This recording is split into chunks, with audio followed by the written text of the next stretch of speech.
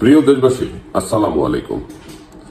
ভেবেছিলাম ছাত্র জনতার বিপ্লবের পরে কাউকেই আর কিছু বলতে হবে না, বিপ্লবোত্তর সরকার জনগণের সকল সমস্যার সমাধান করে দেবে। কিন্তু ধীরে ধীরে ফিকে হয়ে যাচ্ছে বিপ্লবের ফসল। বিপ্লবের ফসল হিসেবে আমরা কি পেয়েছি?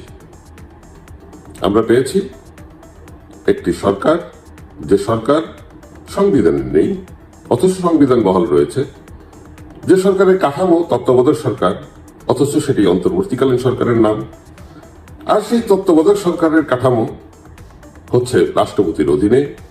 আর এই সরকারটির মূল শক্তি হচ্ছে হাসিনার আত্মীয়, হাসিনার ভগ্নিপতি, আমাদের সেনাপতি জেনারেল ওয়াকার। তো এই যে রাষ্ট্র, যেখানে একটি এনজিও সরকার হিসেবে সবাই বলছে এটা একটি এনজিও সরকার, কেউ কেউ বলছে এনজিও গ্রাম সরকার, তো এখানে বিপ্লবের সফলতা কোথায়? বিপ্লবের প্রতিফলনটা কোথায়? ডক্টর ইউনূস কি তার এই উপদেষ্টা পরিষদ দিয়ে, এই সরকার দিয়ে, এই খিচুড়ি সরকার দিয়ে তিনি কি জনগণের প্রত্যাশা, ছাত্রদের প্রত্যাশাকে পূরণ করতে পারছেন? প্রতিদিন কেন ছাত্রদেরকে রাস্তায় নামতে হবে? আপনি কি ছাত্রদেরকে দিয়েই কি এই আগামী যতদিন সরকারে থাকতে চান সকল সমস্যার সমাধান করাতে চান?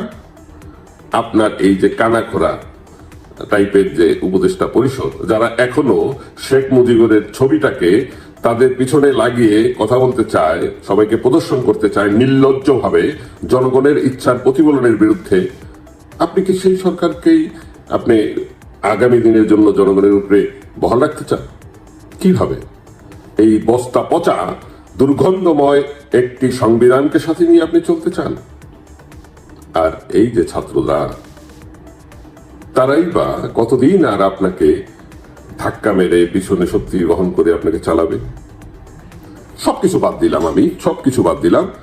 আজকে এই পর্যন্ত আপনি কারা আহত হয়েছে, নিহত হয়েছে, নিখোঁজ হয়েছে, পঙ্গু হয়েছে, কারা চিকিৎসা পাচ্ছে না, কি ব্যবস্থা নিয়েছে সরকার?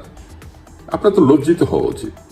ডক্টর ইউনূস, আপনার লজ্জিত হওয়া উচিত যে আপনি যাদের ফসল তাদের কোনো পরিসংখ্যান এখন পর্যন্ত জনগণকে দিতে পারেননি। জেনে রাখুন, নিখোঁজ এবং নিহতের সংখ্যা 21,000।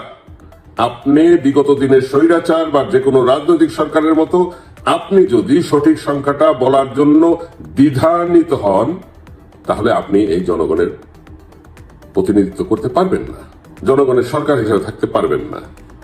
আপনি অন্য কারো ইচ্ছার প্রতিফলন বাস্তবায়ন যদি বাংলাদেশে করতে চান, আপনি সেখান থেকেও প্রতিহত হবেন। আপনি আগামী 7 দিনের মধ্যে যদি নিহত, আহত, নিখোঁজ, পঙ্গু হয়ে যাওয়া মানুষগুলোর তালিকা আপনার সরকার দিতে ব্যর্থ হয়, আপনার জাতিসংঘে গিয়েও লাভ হবে না, আপনাকে বিশ্ববরণ্যে সব লোকগুলো আপনাকে সমর্থন দিলেও কাজ হবে না, কারণ আমরা সঠিক বিষয়টা চাই। 7 দিনের আলটিমেটাম আপনাকে দেওয়া হলো।